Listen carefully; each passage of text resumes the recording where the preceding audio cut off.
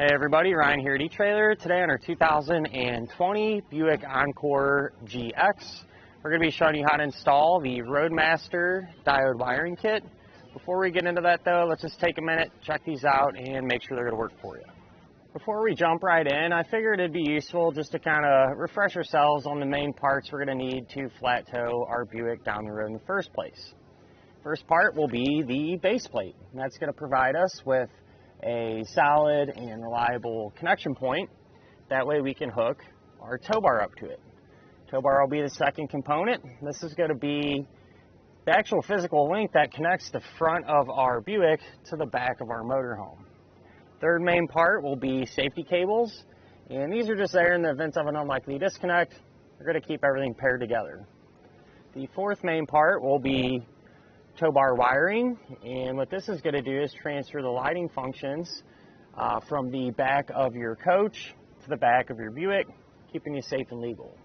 And last but not least, the fifth main part will be a supplemental braking system.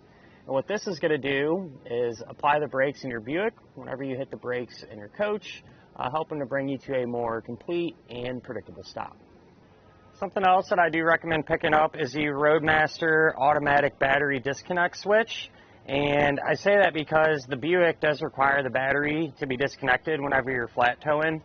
So as opposed to having to pop the hood every time, disconnect the battery manually, and go through all that trouble, with this setup, all you're going to have to do is push a button that'll disconnect the power for you. You can flat tow. Whenever you're ready to unhook, you simply push that button, everything will get powered up, and you'll be ready to go. So it just saves a lot of time.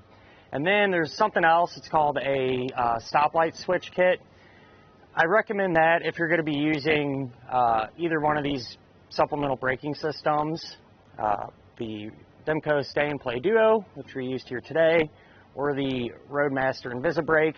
And I say that because with that stoplight switch, it's going to give you an accurate reading in terms of what the brake pedal is actually doing and if the braking system is operating as it should. But with that out of the way, here's a perfect example on how the diode wiring is going to work. So we got our left turn signal going on our motorhome. It's getting transferred back here to the back of our Buick. And that's going to hold true for the right turn, our tail lights, and our brake lights. We'll have all of our bases covered there.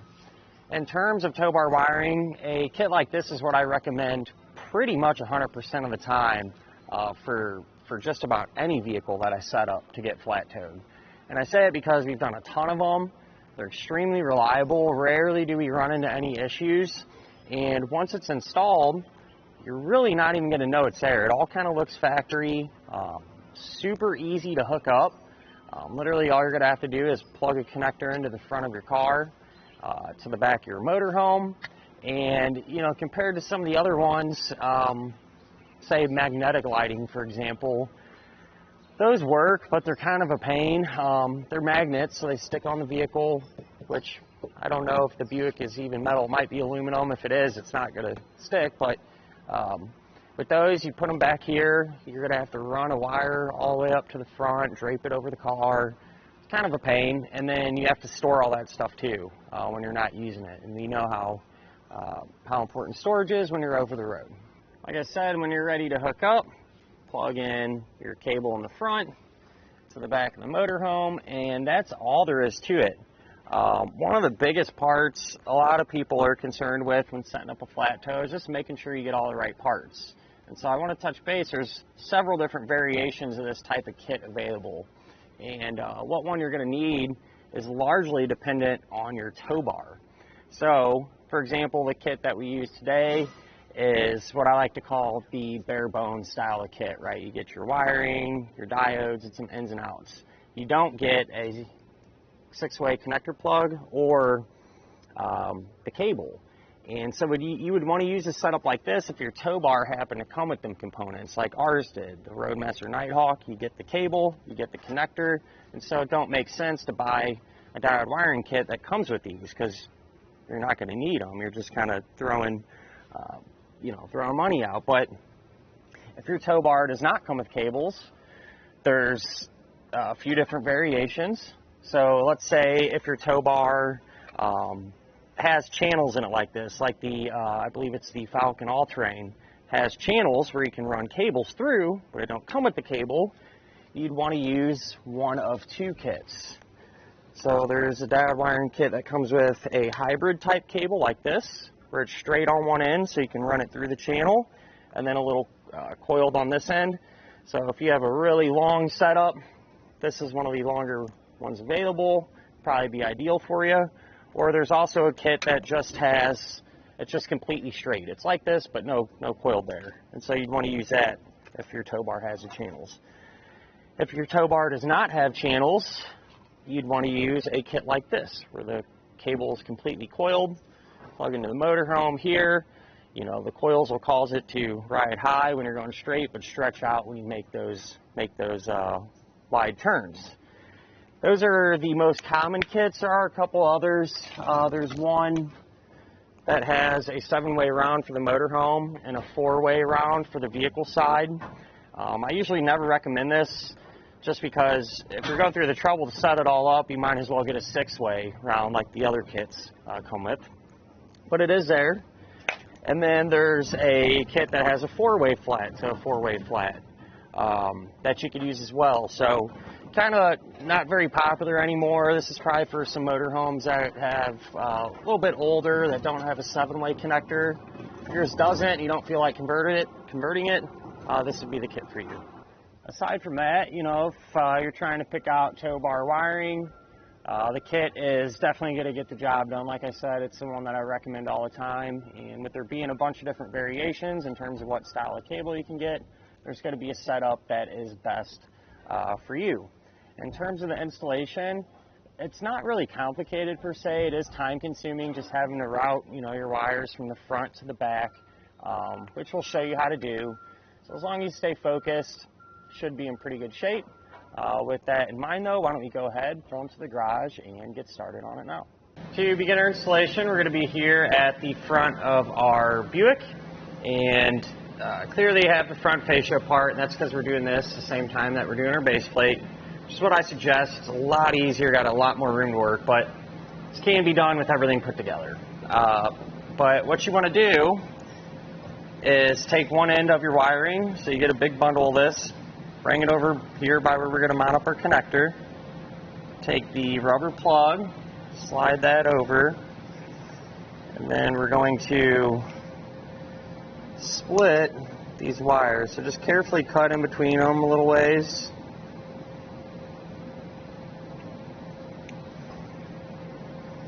Peel them back, you know, usually 2 to 4 inches, something like that.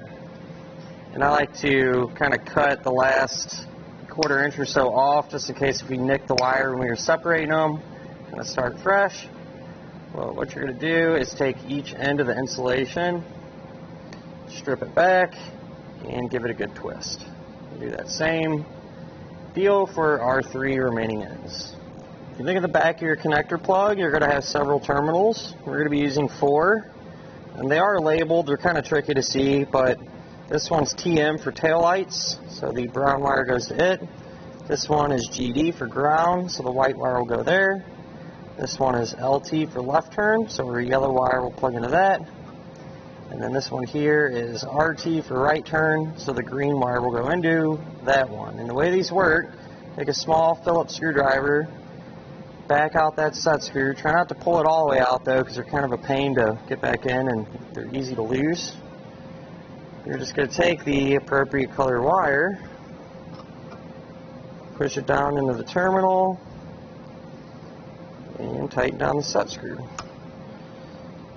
I'll repeat that same thing for the rest of them.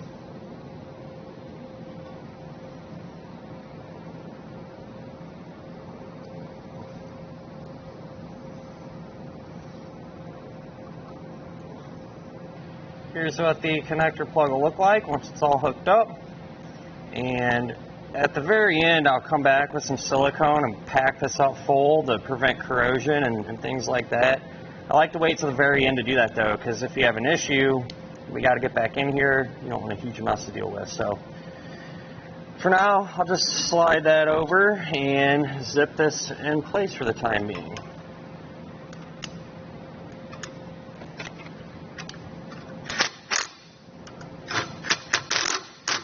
started to get our wiring routed, and so right out of the back of the connector plug, just ran it along our base plate and kind of up through this opening into the engine compartment. Up in the engine compartment, this is where our wiring comes up, and the white wire is going to need to be grounded. And it turns out there's a factory ground post right there, so I think that's what we're going to use. So I'm just going to kind of eyeball the length of it here. And what you want to do is just very carefully cut just the white wire.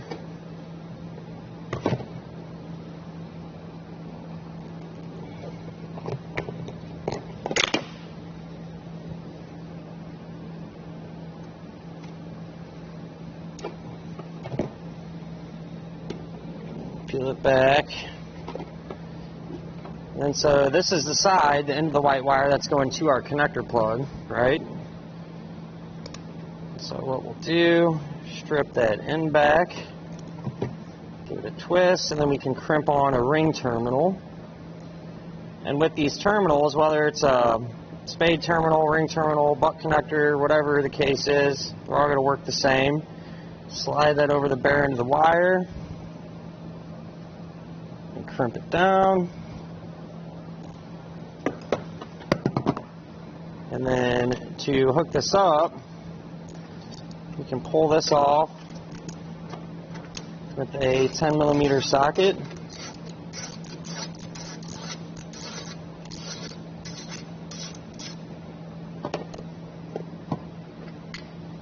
Slide the ring terminal over it.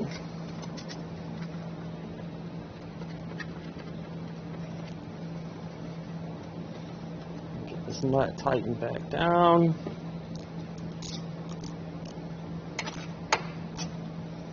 And then as far as the remaining portion of our white wire that's still attached to our harness, you're just going to completely remove it, pulling it off.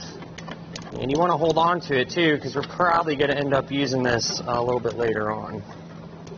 So we're underneath the vehicle now, and I took our wire and just dropped it straight down. And it actually works out. There's quite a bit of factory brake lines and stuff that run through. I just followed those. And when you're doing this, especially in this area, do your best to avoid any high moving parts, so you zip ties every now and again to secure the wiring. But this is essentially just going to follow our brake lines all the way to the back. It kind of loops around here. Comes up through the side. Going up and over subframe. I use quite a few zip ties here to keep it away from our suspension, you know. And then it runs all the way to here. Now, what I did at this point was take the green wire and kind of peel that off of our brown and yellow. The brown and yellow, what I did on the end of it, I took that bundle of white wire that we had left over, taped one end of it, and eventually the brown, yellow, and white will run up to the driver's side taillight pocket.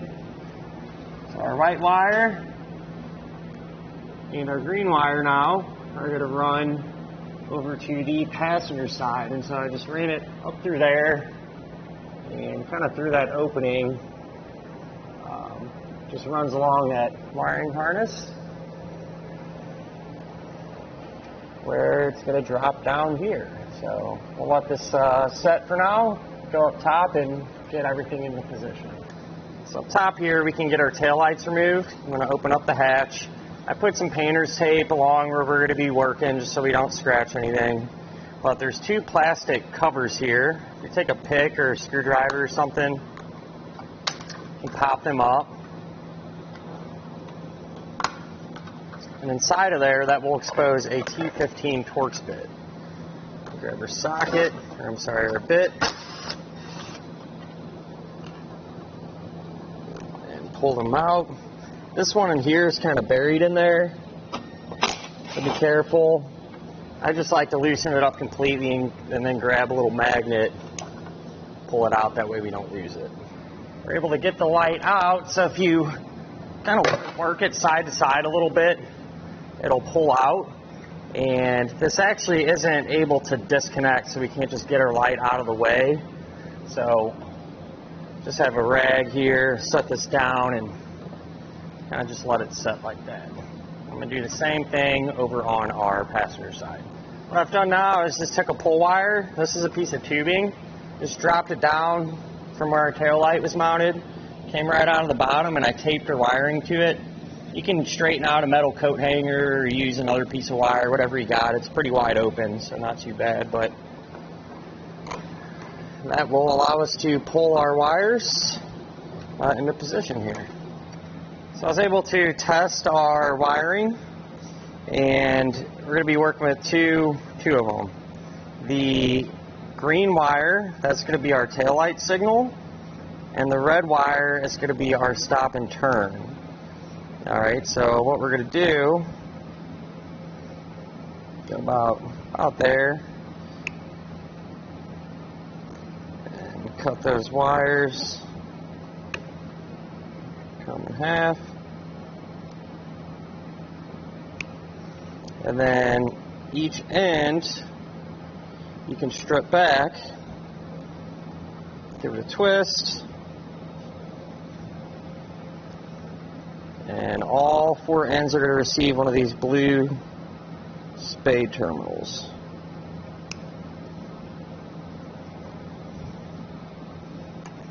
So I got all four ends crimped on, and then we can grab our diodes. The side that says out will have a single piece coming out of it. You're going to plug that into the side closest to our tail light. So same deal with that one. Then you just go color for color. So green will go to one of the other terminals there. The red one will go there. And then you can kind of cut our wires, our new wires to length here. Which I always like to have a little bit extra, but this is almost too much. So with these, we do something a little bit different. The brown wire and the white wire, you're actually going to twist these together. Alright, just like this. Get them nice and tight. And with those, you're going to crimp on one of the yellow terminals.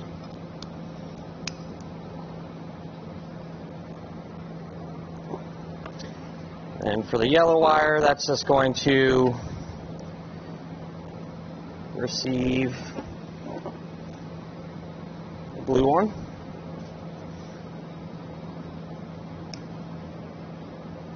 We can hook them up to the back of our diode. So with the green, factory green being our taillight signal, our white and brown end will plug into that. With the red being our stop and turn, our new yellow wire is going to plug into that one. With all those connections made, I simply just stuck our diodes together. Not a lot of room in here to get much done, so my thought is in this area, when we put the light back, these diodes will be pressed into position and kind of hold them. So just line everything back up and reinstall our tail light.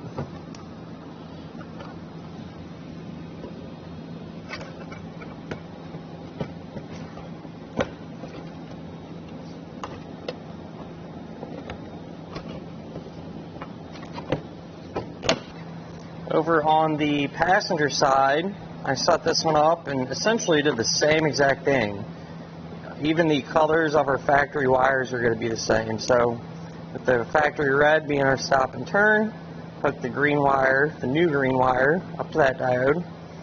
With the factory green wire being our taillight signal, I hooked up our new white wire to that diode. So, stuck them together, and we'll just go ahead and re-secure our taillight. With everything hooked up, it's a good idea to test it to make sure it's working properly. So I'm just plugged into a test box.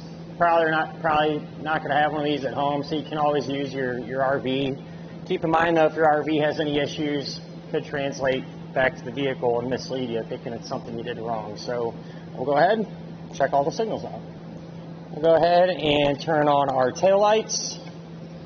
We'll try our left turn signal, our right turn signal, and our brake lights. And that'll finish up our look at and our installation of the Roadmaster Diode Wiring Kit on our 2020 Buick Encore GX.